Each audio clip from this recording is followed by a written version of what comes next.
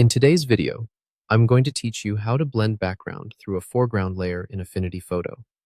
Open Affinity Photo, and we'll start by bringing in the element you want to treat as the foreground.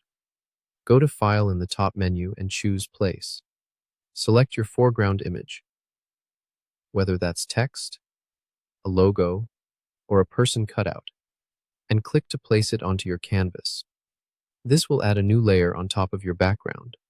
Next, look over to the Layers panel on the right-hand side and make sure the foreground layer is selected. This ensures the adjustments you're about to make will apply to the correct layer. If you have multiple layers, it helps to rename your foreground so you can recognize it quickly. Now at the top right of the Layers panel, click the small gear icon labeled Blend Options. This opens a dialog that controls how your selected layer blends with what's underneath. On the right side of this window, find the Underlying Composition Ranges graph. Think of this graph as a smart gatekeeper. It decides which tonal values from the background can show through your foreground layer. You'll see two ends on that graph. The left black node represents the darkest tones, and the right white node represents the brightest tones. With your foreground layer still selected, click and drag the left black node to the right. As you do, you're telling Affinity Photo to let the dark areas of the background come through the foreground. Move slowly and watch your image update in real time. The more you drag to the right, the more of those background shadows will blend through.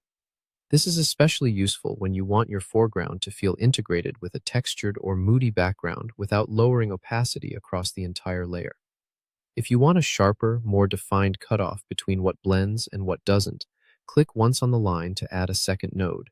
Then drag that new node to shape a crisp transition.